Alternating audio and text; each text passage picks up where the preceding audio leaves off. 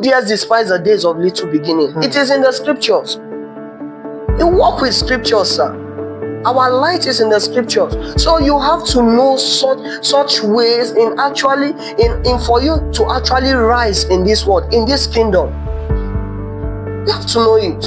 Who dares despise the days of little beginning?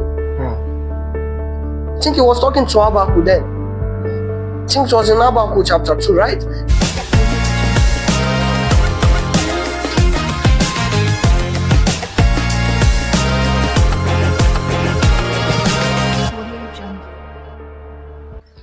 You may have heard lawyers are liars, or nurses are caring, and maybe engineers are critical thinkers, and other professions to have what they are known for.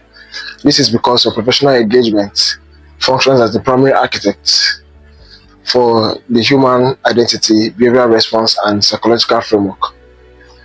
And among other professions, we'll be looking at the military today because the military stands out among other professions in the world, because the military takes people out of being civilians to being people that are trained for combat.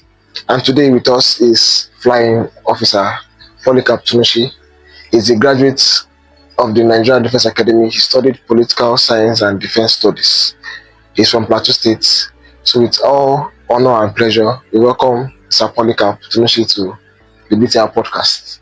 You're welcome, sir. Yeah, thank you very much. Yes, sir. It's my pleasure to actually be found worthy in such capacity. And I see it deemed fit for me to be able to share what God will actually permit me to at this crucial moment. And it is my honor that at the end of everything, what the broadcast is being aimed at, God's name will actually be glorified. Thank you so much. Yes, sir. So let's get into it. So who is a military personnel? Who is a military person? Okay, come to think about the question you asked about a military personnel. You get to know that everybody has its own take or its own definition of who a military personnel should be. You know, the military is far beyond clothing or uniform. You know, how people differentiate the military from civilians is due to the composure and your regimentation and how you feel to behave in the society.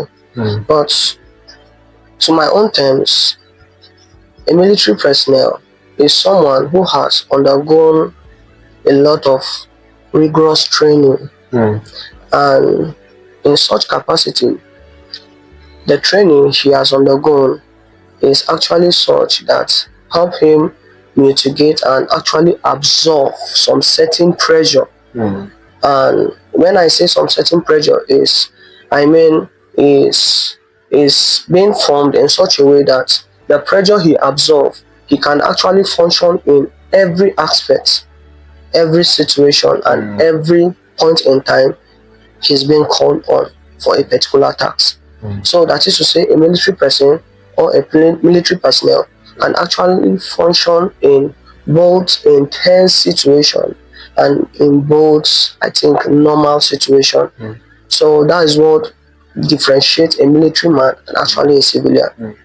You know, some civilian might be crying out there that some of them have actually faced such I think particular action, but I don't see it as such, because the training we undergo, I don't see it as I think as to be compared with what a civilian has actually gone through. And I can make some biblical expression on some things that Apostle Paul said, I think in 2 Timothy chapter 2. It made it very clear that as a good soldier of Christ, endure hardship. So that is to say, one of the things that comes with you being a military personnel is that you must pass through that phase called hardship. Yes, sir. So that is what actually differentiates a military person and actually a civilian. I think that with all this, I think I've actually defined who a military personnel is, and I've actually shared I think, some lights, Mm. even by backing it with some biblical proof of who a military personnel Mm. should be. Mm. Even Apostle Paul has to bring some of this to check and has to elaborate it, that in our followership in Christ, we have to take up the banner and we have to pick up the discipline that is in line with the military. That is in line with the military. I think that should be it. Yes. So you actually entered our next line of thought, because Okay. our next line of thought is supposed to be the what distinguishes a civilian from a military person. Yeah, but you have actually gone there. So it will be, and something that we have pointed out is, one is training. Yes. And the training is beyond physical. Yeah. There's physical side of training. I think my father, he had military training to background. Yeah. Was saying that he will be passing through barbed wire and something, and they pouring them water that has salt. Yes. So there's the physical hardness that they are put to go through. Then there's also the mental side of it. Yes. That this person is not allowed to break down, no matter what the pressure it comes under. Yes. Okay. So we'll be discussing, because the military, they are known for some things, be it positive, be it negative. Yeah. So we'll be discussing some positive and negative traits. Yeah. Then how to handle the negative one. So let's start with the positive. Okay. So what are some positive traits that the military is known for? And some positive traits that, due to this training, you have been able to attain. Yes. I think I could revert it back to the core values we should have. I'm an Air Force officer, and I don't think that should actually be different from being in the army or being in the navy. But I think one of the traits that I think we do take so personal, and we do follow through, is their one, integrity first. Then I think excellence in all we do. Then after excellence in all we do, then I think we now have the service before self. That is when loyalty comes in. So as a military personnel, one of the things that should actually be seen or should be known of you is the level of your integrity. A military personnel should have such courage and such obligation in him that he could at some point in time be able to face any form of challenges, no matter what it will cost him, for him not to actually deviate from the truth. So that is to say, in whatever you do, your first call as a military personnel should be integrity. A man with integrity is a man that is well respected. It might not pay you instantly, but I can tell you that if people know you to be a man of your word, a man of integrity, it will somehow count. I don't know if you are with me. Okay, so excellence in all you do. That is to say, we strive for the best and nothing but the best. That is why you see that in the selection process, there's something we call pace-taking in recruitment process. So that is to say, the pains, the rigorous process you have to undergo before you be recruited. That is why I know you will have heard, I think so many times, whereby people will say, it's because of this particular issue they dropped me. Yes, because we don't compromise. Yes, as little as it might look to you, it might not look that little to us. So that is why, with all due honor and prestige that the military owns, we follow these processes valiantly well, and that has actually made us in selecting one of the best, if not the best. So the third one is service before self. I think I'm going to just expunge the three, and then we'll look at the negative trait. So service before self, it means the service you have been called military is not just a profession. I see military, the military as a sacrifice, because these are men that no matter the condition, no matter the challenges, both peacetime, I think, both wartime, these are men that are ready to sacrifice their self and their lives, not minding the family they left behind. So I think that should be also look into consideration, that no matter where you see them, that respect should be there for them, no matter who the military person is, in as much as he in the uniform, in as much as his integrity and the process and the system find him deep fit for him to wear it, he should actually be accorded some form of respect. So service before self is actually a call for loyalty, that our loyalty is actually to the system. Our loyalty is actually to the CAC, that is Commander-in-Chief of the Armed Forces.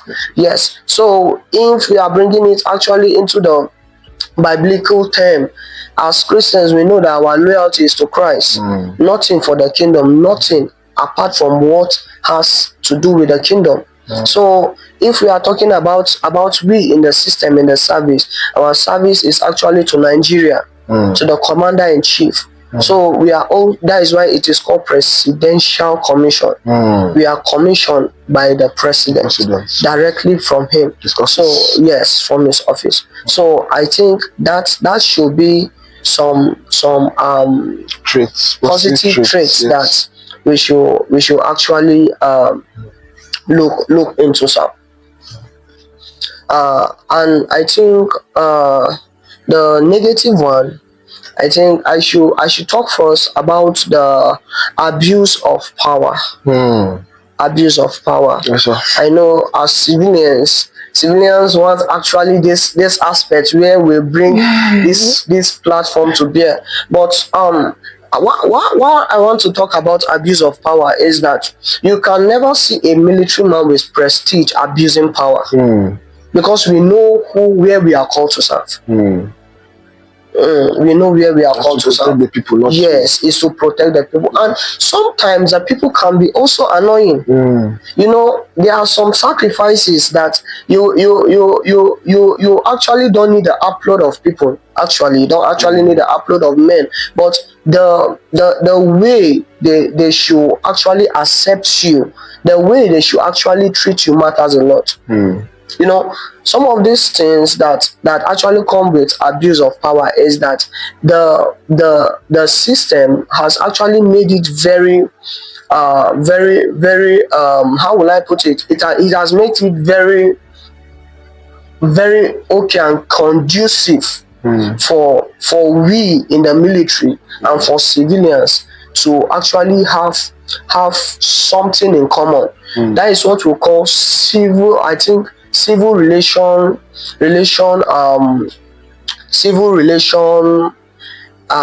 relationship, I think, civil and military relationship, civil and military relationship.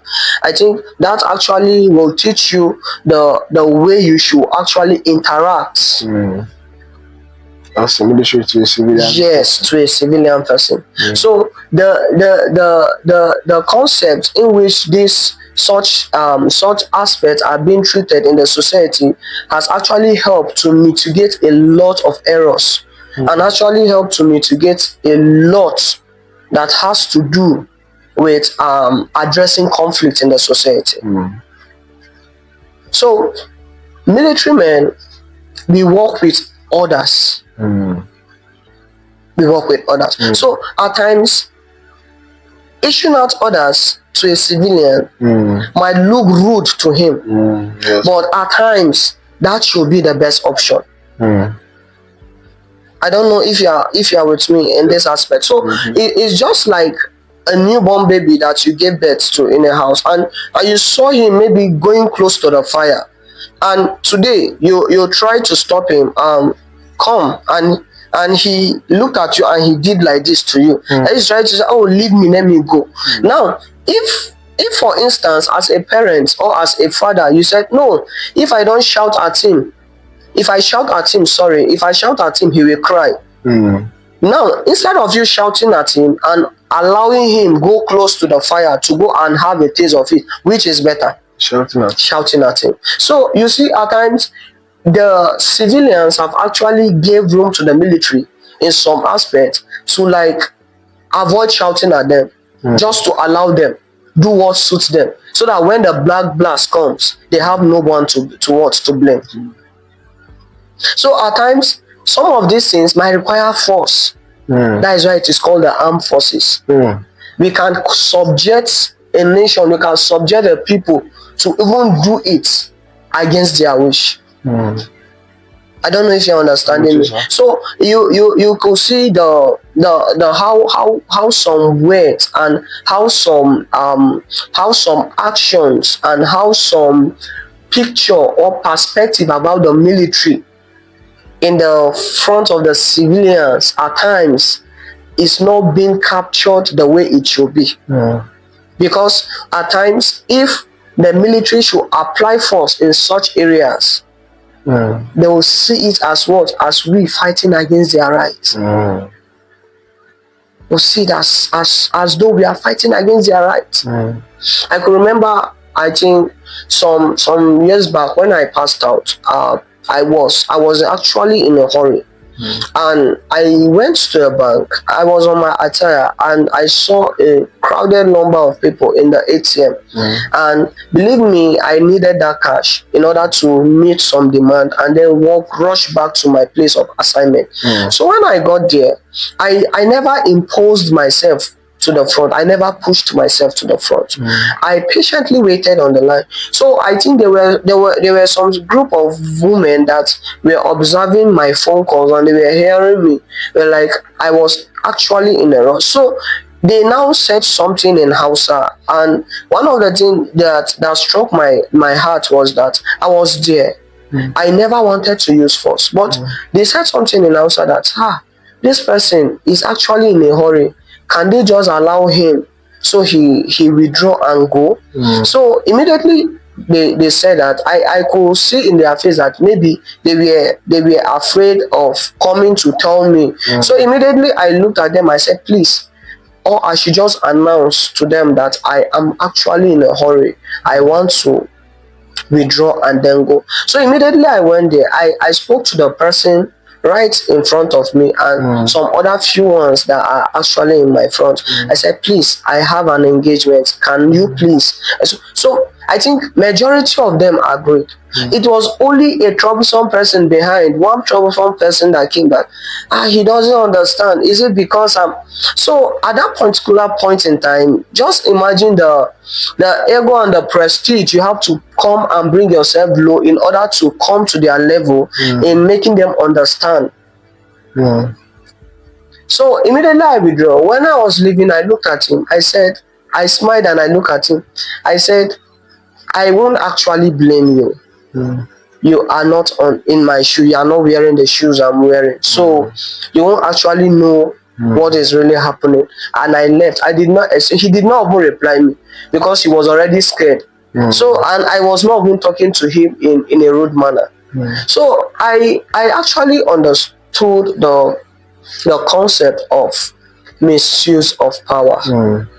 And I know my identity, that I'm not called to misuse power. I'm called in order to set order. That is why I'm a military man. So it is when order is not being found that we are being called upon to set order. To restore it. So yeah, to restore order. So I actually have understood such concept and I've actually worked with it in line with my calling in the military. And the other negative traits I think I will talk about in discipline. The military, wherever you go in the world, we are known for our discipline. We are known for our discipline. You know, you can see a military man, one, with the level of his regimentation, you know, with the level of his lifestyle, his drills. You know, drill is far beyond marching. Drill is actually a yardstick to check the regimentation of a soldier. So you are being called to actually understand such rudiments and to actually work with them. So indiscipline should never be found in you as a military personnel. So if you are actually seeing yourself working in the line of you treating, or you are actually twatting, or you are moving in line to you being in discipline, then you should actually call yourself to order before the system calls you to order. You know, there are set rules, there are laws.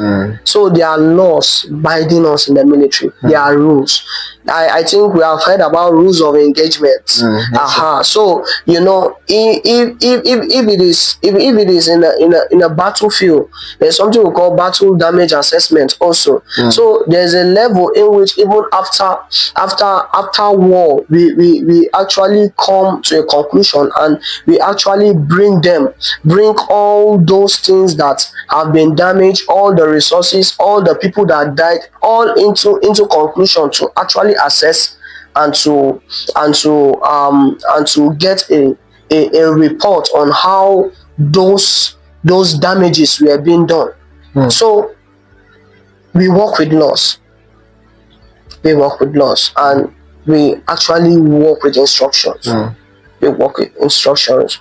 I think I'll be mentioning some of the tools of power. I think I've come across diplomacy. Then I think information, then military and economy. So these are tools that before if you want to, I think, work with civilians, you want to get their attention, you must see yourself being diplomatic. You might see us being diplomatic does not show your weak point, or does not show your weakness. It actually shows that you want to fall into the same level playing ground with them. You want to fall into the same category with them, and you want to interact with them. You want us to rub mind the way we are talking now. Okay, how can we get this done? How can we actually address this issue? So I think without mentioning much, I think these are okay for our consumption for now. Then I think maybe we might look at the next phase, or if there's anything you want me to add on, I'll actually add on. Due to the course of this hard training now that the military people are made to undergo, is it possible that a certain level of compassion dies in this military person towards human beings? Or people that are non-military? Well, you know, if you talk about compassion, sympathy, right? Something like that, yes. You know, in the military, I think compassion should come as other options when it comes to military. Why I say so? Because our work is to protect the external territory of the country you are serving, the external integrity of your country. I don't know if you are with me. So that is to say, it is when it is above the internal that we come in. So if you talk about compassion, then our compassion comes with surrender.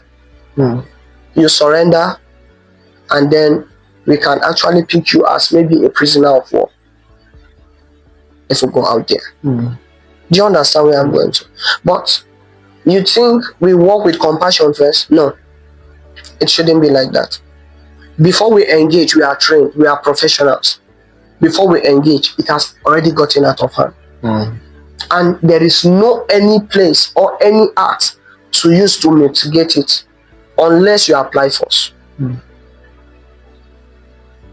Unless you apply force. I'm to talk about crowd disperser, how to disperse crowd. To me, I shouldn't feel that should be actually a take for the military, because I will tell you the truth that if you see how you are looking at me, because I think yes, you are sensitive enough to understand what I'm saying. But there, I can tell you out there, it's not everyone that is as sensible as you think. It's not everyone that is as learned as you think. So you can actually communicate to me and I can actually hear you. Why?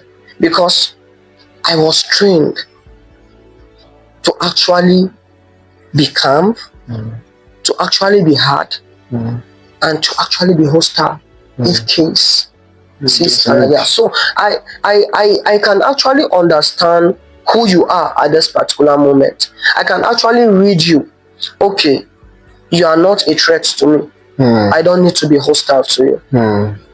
Do you understand me? But you cannot expect me in a battlefield and approaching my adversary, and I should be kind to them, I should be compassionate to them.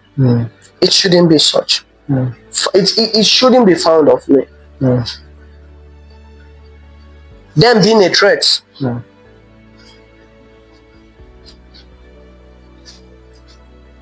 So you can put yourself in my shoe. So I just want you to know that compassionate. If you are talking about a random civilian person, we are compassionate. Have you seen us around our families? Have you seen us around our friends? We play with them. We smile with them. In fact, I can tell you the truth. Before I joined this work, I see the military or some people in the military as part of the people I could actually be friends with, because they are actually jovial. You think we don't want to enjoy life the way people are enjoying? We actually want, but we have been restrained. We have been restrained because of what? Because of our calling. Because of our calling. So if you talk about compassion, I will actually tell you that restriction also has tied us down, that there are some certain things that we cannot overlook. As a military man, at times when I see some form of indiscipline, it irritates me.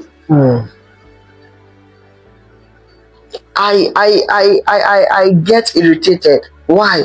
Because the way they trained me, I can't see such and then overlook such. You understand? So that is why laws are being established in order to put us in check. Not only in the military, even as a civilian, we have laws. So I think that should have answered. I think part of your question. Yes, sir. It should. So now, in cases where military personnel are exposed to war for like an extended period of time, are they mental health risks attached, like maybe traumas that one may develop along the line? Well, you actually thought it right to ask this, because there is something we call PTSD, post-traumatic, I think, stress disorder. Yes, you know, within my phase of experience, I can tell you that it is real. It is real. It occurs. I think mostly.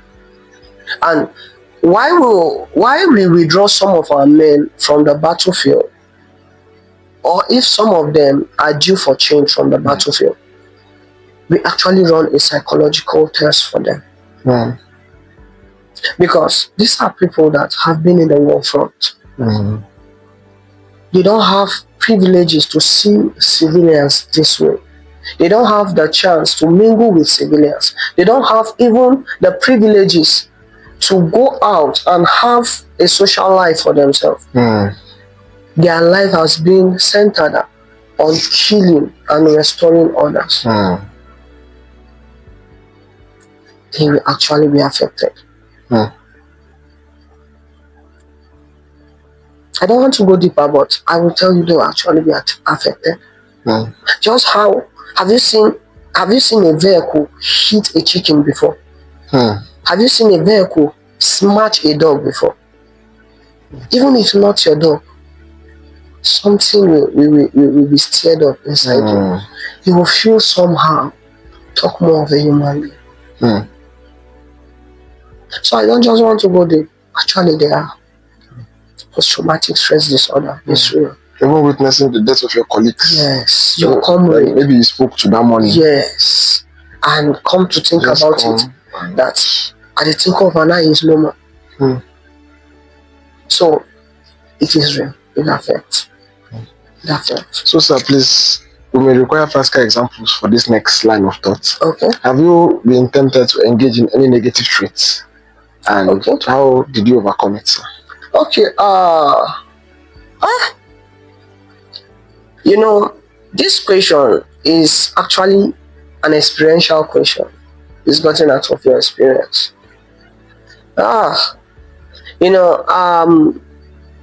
Throughout my career and throughout my work,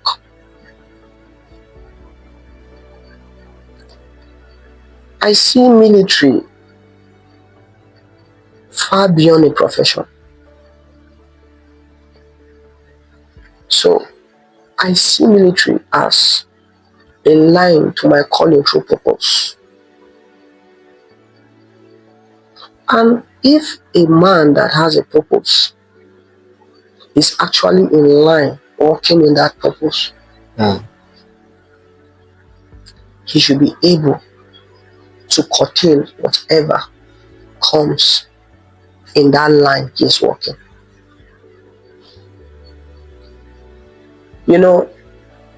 I see it beyond the physical being in the military. It's in-depth spiritual to me.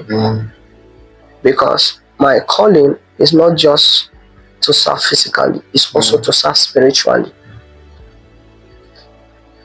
So one of the things that have actually motivated me, and one of the motivating factor I've actually gotten in my work in the military are gotten all from the scriptures.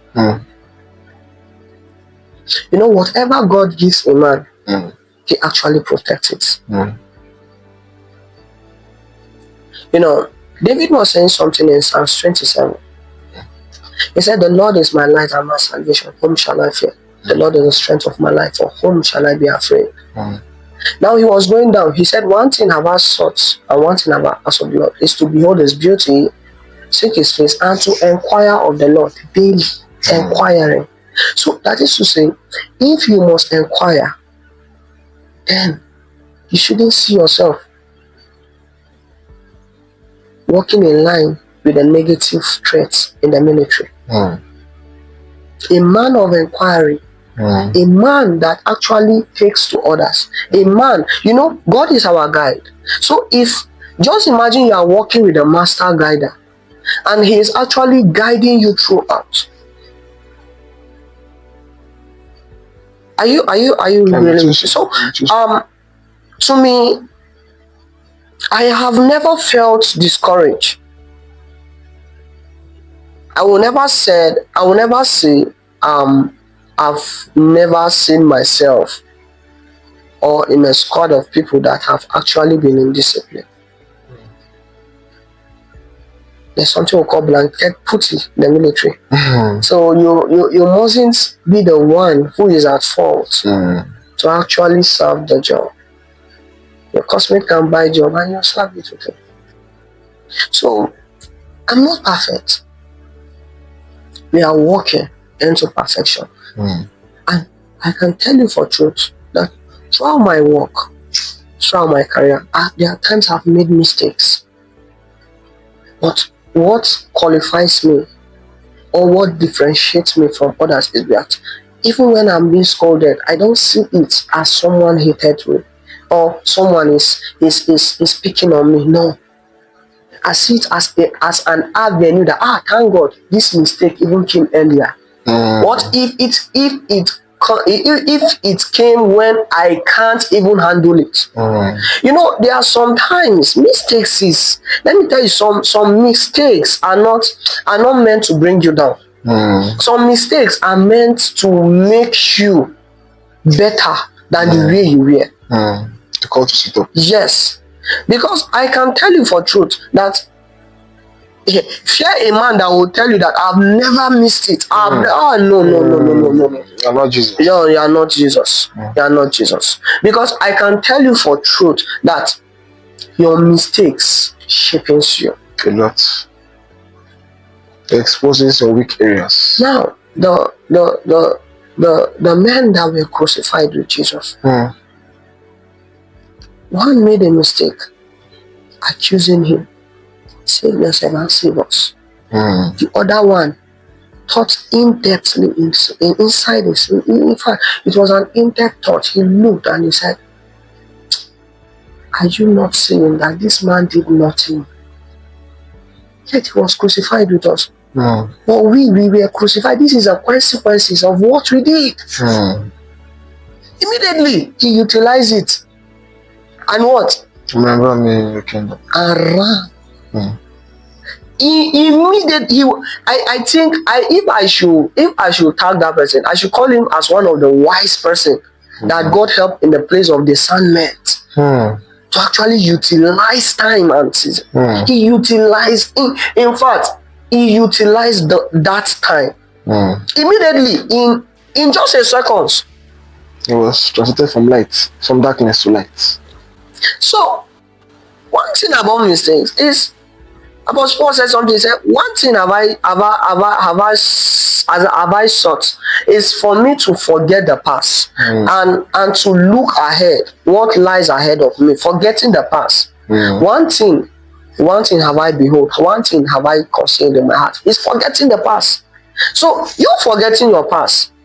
So that is to say, any mistake I have done, let me say in let me say 2 minutes before now, should be actually a call to surrender for me. Immediately I understand that actually it means no, I shouldn't repeat this again.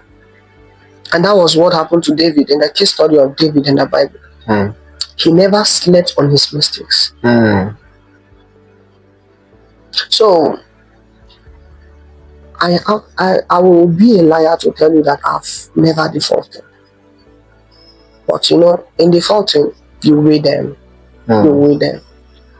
There are some things you will do that it will look as if you have actually derailed from the will of God. You have actually derailed from his calling. You have actually what word will I use that? You have actually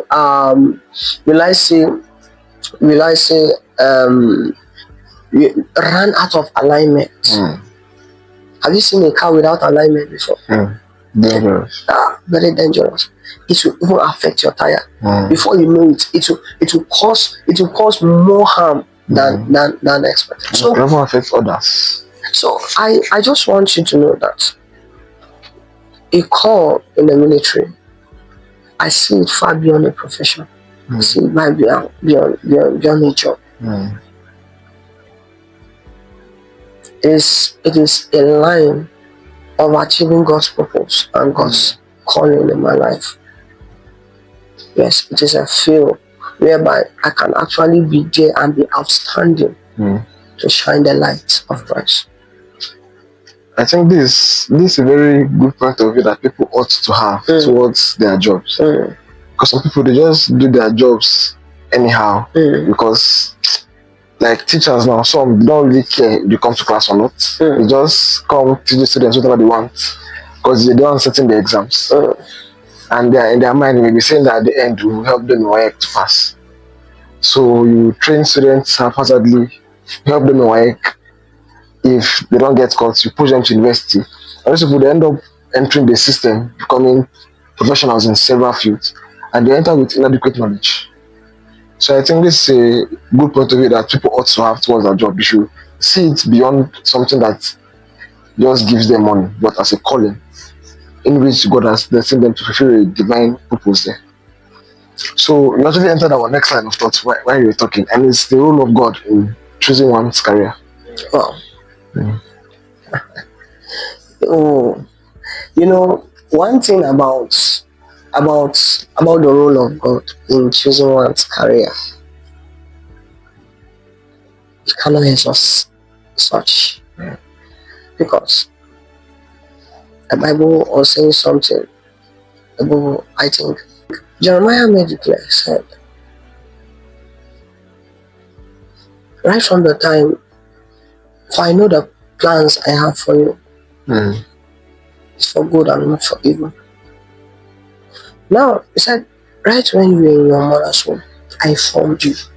He was talking to Jeremiah. I formed you. I know who you will be. Now, you know, the role of God in choosing one's career, sir, I will say with all due respect that if you don't consult him, if you don't seek his face in choosing your life career, then you are actually in an error already. You're actually in error. Because I will tell you that he was the one that formed you. You know, when the psalmist was saying, I think, was the psalmist? Yes, it was a psalmist that said, only a fool that says in his heart, there is no God. So, that is to say, there is actually a sense of alignment that comes with you inquiring from the Lord. You know why people miss it today? Is because they don't inquire. They don't inquire. You know, to me, I will bring it back to my own secret study. I will bring it back. You know, I see purpose before, far beyond the uniform. It wasn't the uniform that enticed me to be in the military. You know, some will say, I love the way they dress, I love the way they wear their boots, I love them. That wasn't it. Some like the name that comes with it. Some like the ego, the fame, the pride. But I noticed that is only an addition. But what comes with walking in line to where God wants you to be. You know, I was talking to someone. I said, I was reading a book by Bishop Oyedepo, Satan Get Lost. And he was making a clear example about a woman when he started his ministry. That I was talking about, I think, financial breakthrough. Then the woman was only involved in selling salt. Salt. And he prayed for her salt business. She's a multi-millionaire in salt selling. In salt. S-A-L-T, salt. It doesn't no matter where you are.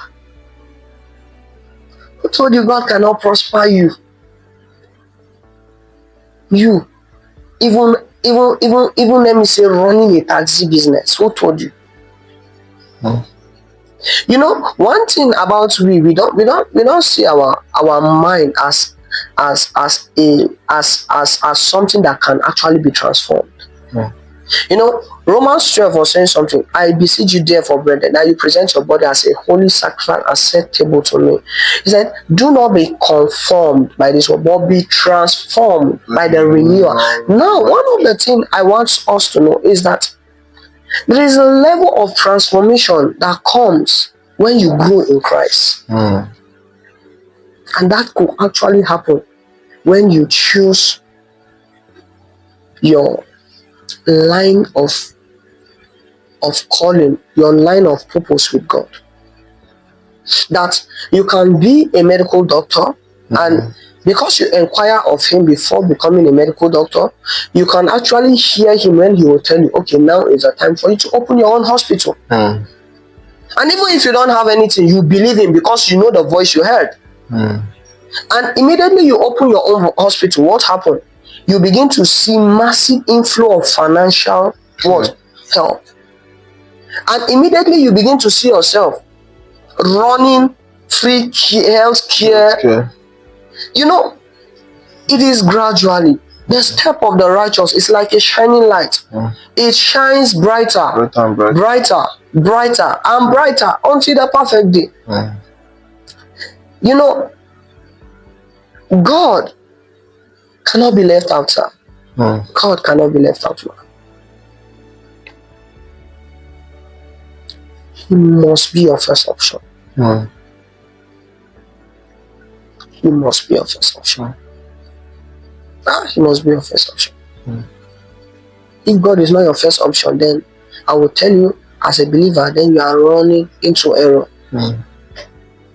You are paddling inside error.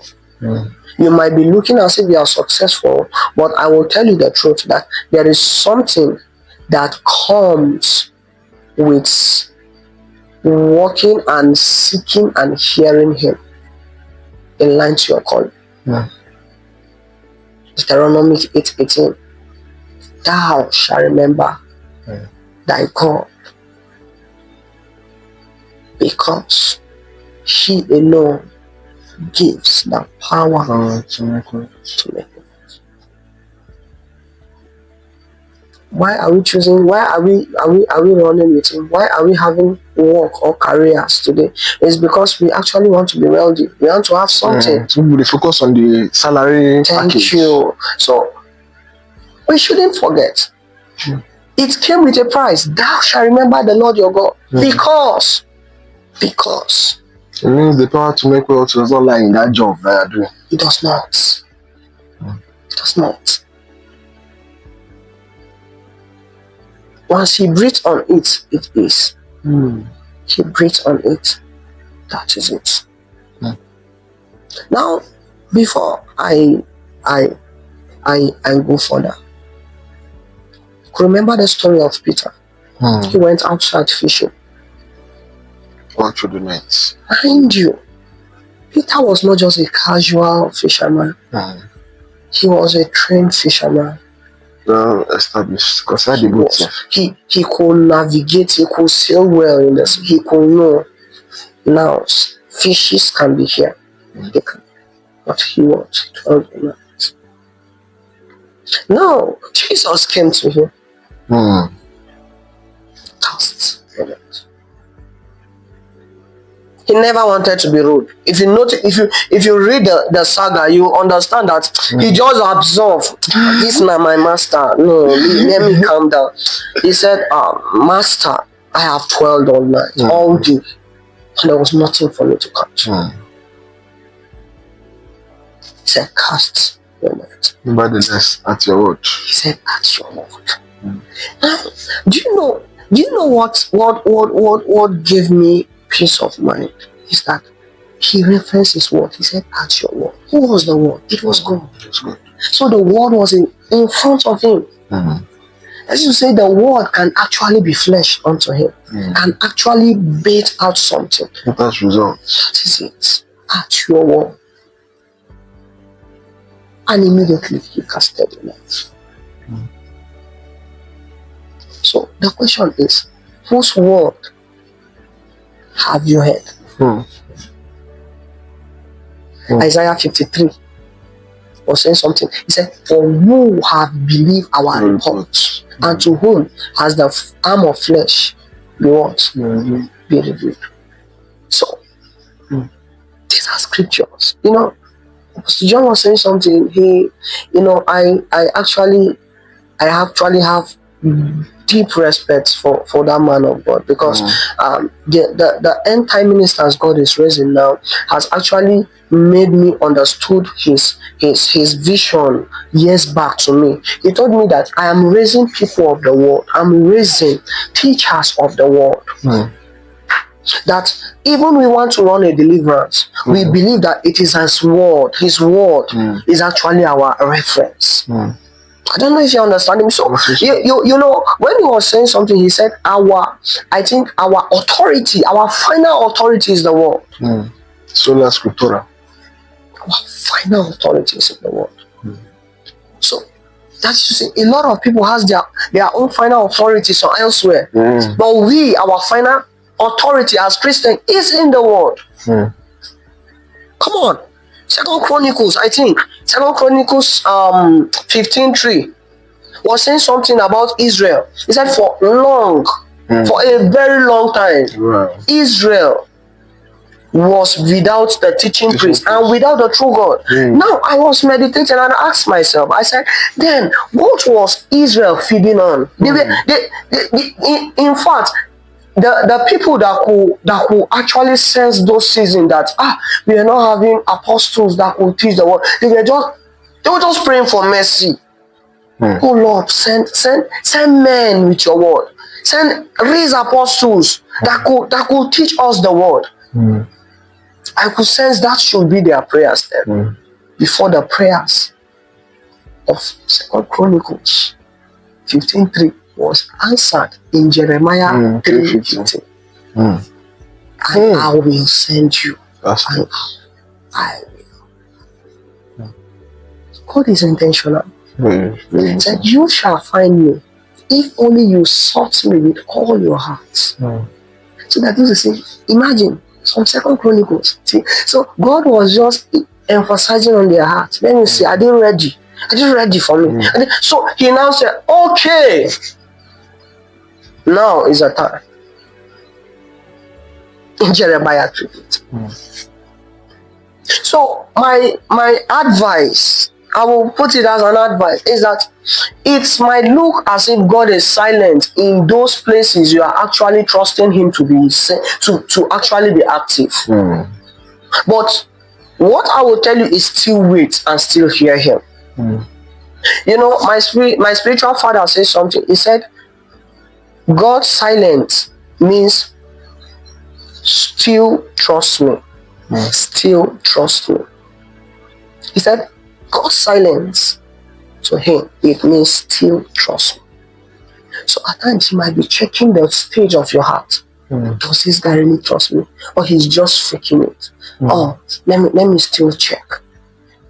Check the saga of Abraham. So Abraham then, those things he was seeing as if he was having faith. But to God, his faith wasn't validated till the day he gave him Isaac. And he said, now Abraham, carry your son, your only son. God was very specific. Your only son. He echoed it to him, your only son. Go and sacrifice him to me. Immediately when the saga happened, the first word I said, don't lay your hands on it. He said, now I know that you want. Now I know. So we might be doing all our things. And God will be like, no,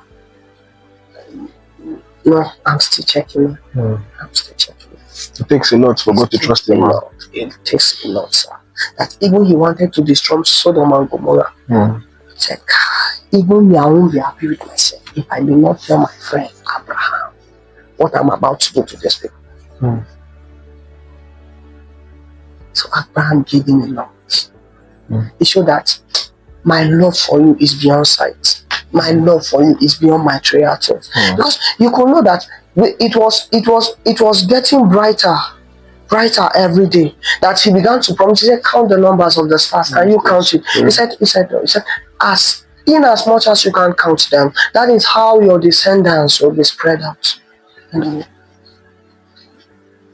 So it wasn't in the day that God just came and gave him everything. God just wired everything to a man in a day. There's a process. There is a process. And that is why you see, I used to tell you young men, I said, fear any man that does not have a story to tell you.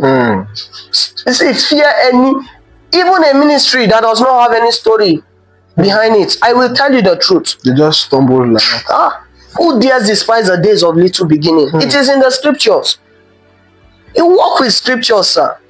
Our light is in the scriptures. So you have to know such ways in for you to actually rise in this world, in this kingdom.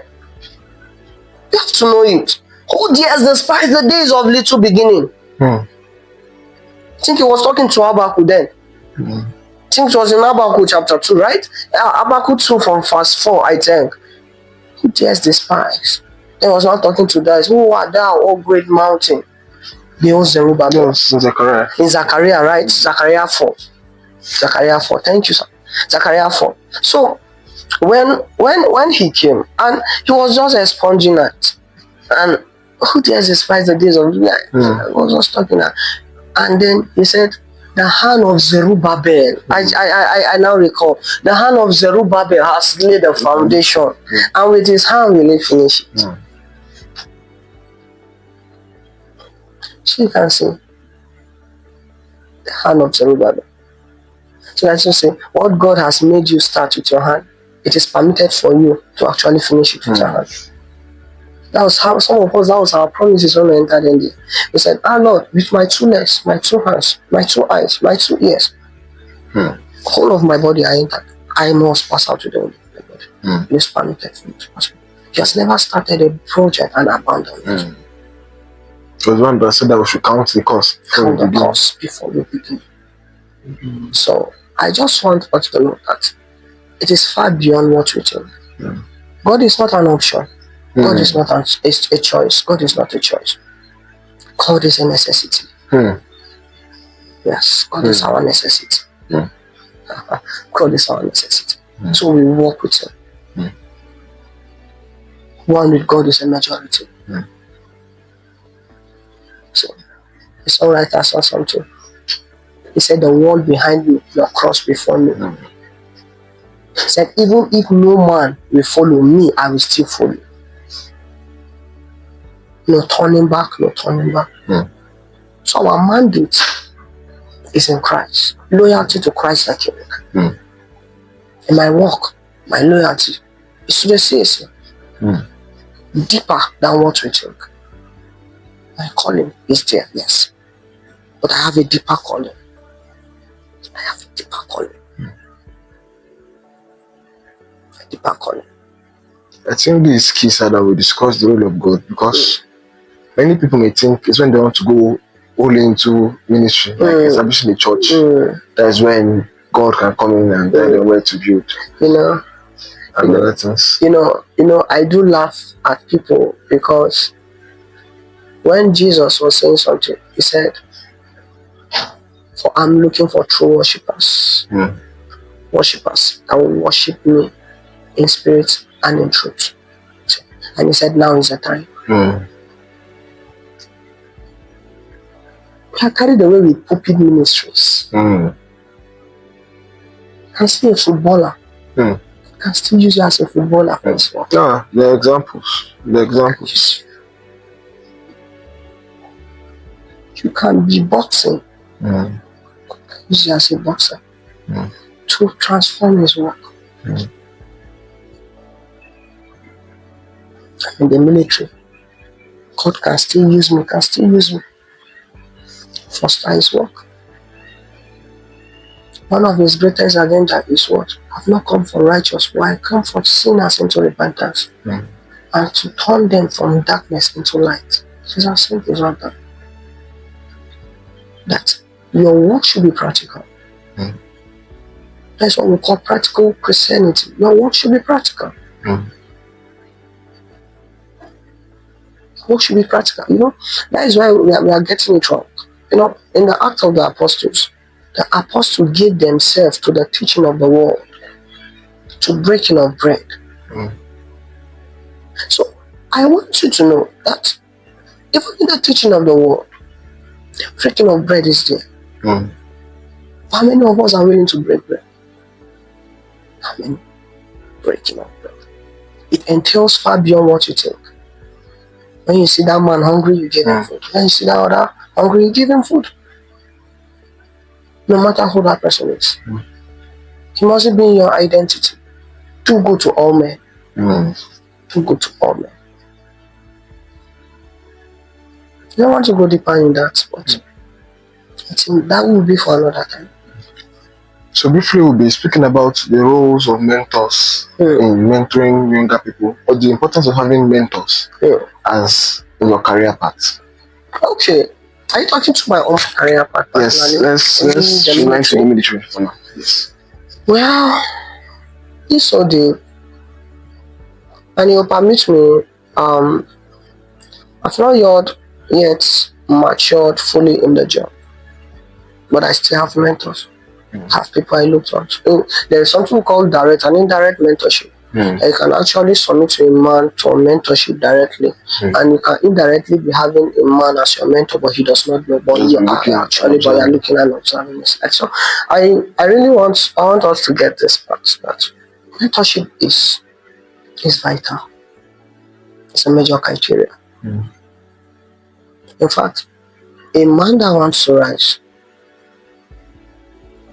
must have sound teachers, sound mentors that he could look up to at any given point in time, and he can be outspoken to them. He can never be rigid to your mentor, to your mentee. You can't. Be flexible. You can't be flexible. Be open.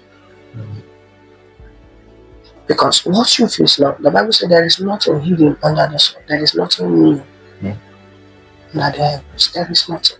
So, what you might be facing now, who knows? He has faced it before now. And he might be able to give you some keys. They'll help you come out. Help you navigate those seasons. Lesser scars now. Mentors are vital in this job. But funny enough, mentors are scarce. Godly true mentors. Yeah, mentors are scarce. No, mentors are scarce. Mentors are scarce. Some people will say, follow what is right, don't follow me. What does that mean? Them themselves, they know that they are negative influence to people. Their negativity is much. So I just want to say, and as I conclude, I think that mentors are vital in this work. To have a mentor, I think, it's one of the things you should actually seek the face of God before you get one. Because you know why I say so? Because you must seek the face of God. Because a fruit or a seed, a mango seed can never produce a pineapple. So what I'm trying to say is that there will be a level of transformation that your mentor will impact on you, that you might have all it takes. The characteristic, part of his characteristics might be found in you. Do you understand what I'm trying to say? Yes, sir. I know my sheep, and my sheep knows me. I call them, they hear my voice, and they come. Now, if any man that does not own that sheep calls the sheep, ideally it's not meant for the sheep to go. So what I'm trying to say, in a sense, or what I'm trying to picture is that I'm not trying to say it must be only your mentor you submit onto in this work. No. Your superior is your superior. But your mentor has a very key play in your life in helping you navigating and in helping you even rise in the job. I think God has been emphasizing on a lot of things, and one of the book I will be trusting with the help of God that we're actually looking at. I think my dad wrote a book and he targets steps of our fathers. That you see, he told me, he said why he wrote that book is that he noticed that as he was growing in ministry, he noticed that there were some certain steps that some people just kept aside. No, we don't want this step, but you still want to go. You know, as I was just talking, the Holy Ghost just emphasized on 2 Timothy chapter 4. He was talking about sound doctrine. When he was talking about some people, we heap up teachers for themselves. Teachers that suit their own laws with itching ears. So I was now looking at it and I was like, wow. So a man can actually sieve out. So that you see, even you selecting a mentor is actually means you have to sought God to help you choose a mentor. Because it's not all mentors that fit in your career, that fit in your calling. It's not all teachers are meant for you, sir. True. It's not all teachers are meant for you. Hide your heart with all diligence, because inside it comes the good things of life. There might be a time in your life that what you are looking for is someone that will toughen you. Okay. Have you asked yourself, why don't parents interfere in military training? And your mom watch them beat you in their front mercilessly? Can she watch men? How will I put it? Can she watch people humiliate you in such a way that they are trying to make you, they are trying to toughen you? That, just like that barbed wire you're talking about, we charge through it and they are pouring salt water on you. Someone that gave birth to you, can she watch that? To some, they might be catching fun with it, but to her, she'll be crying. She might be crying also. I leave my son. Please, he's no more doing it. Are you understanding me?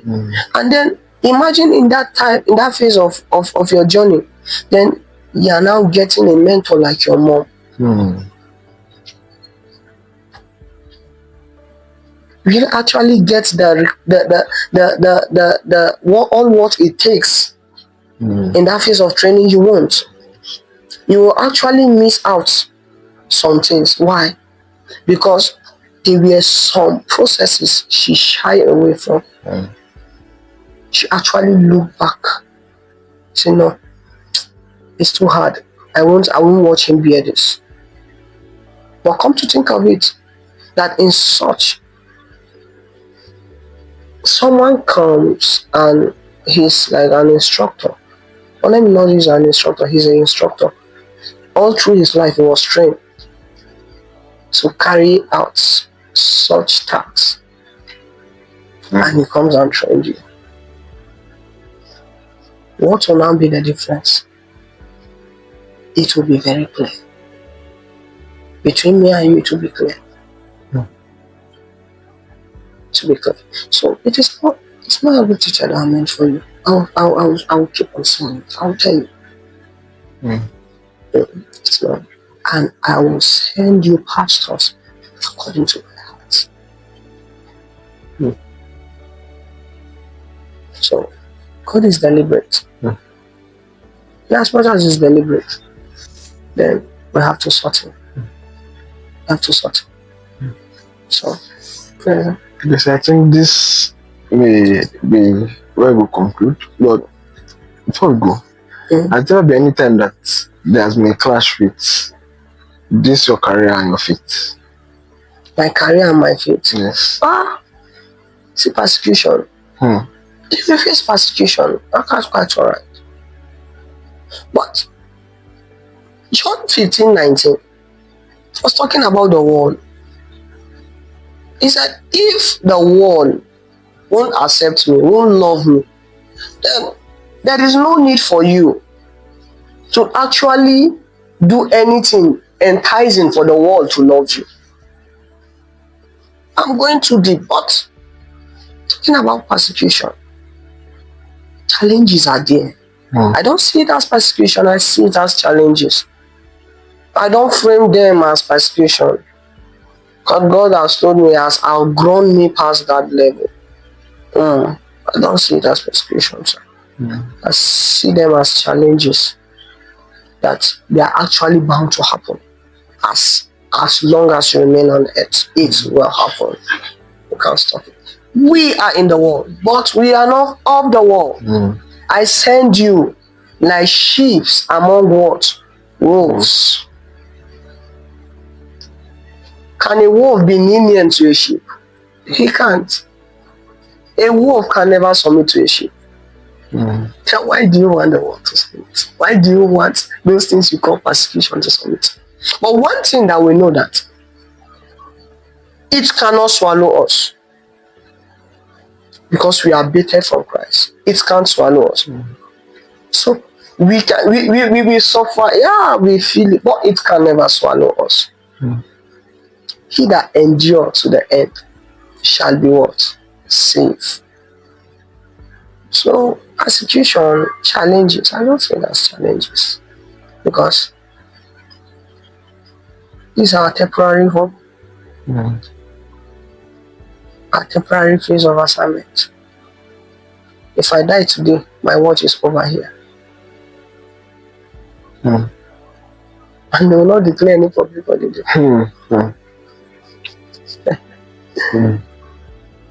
People that know me will mourn. People that don't know me, they'll just see my picture and admire me. This fine boy just died now. God forbid. But I just want you to know, they are just challenges. It is bound to happen. It's bound to come. We are in the world, but we are not of the world. So I think that should be it.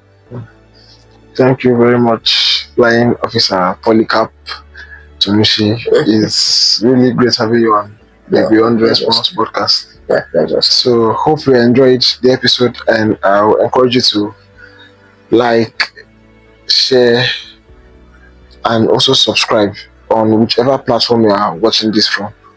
So thank you once more, sir. We are really grateful. Thank you very much.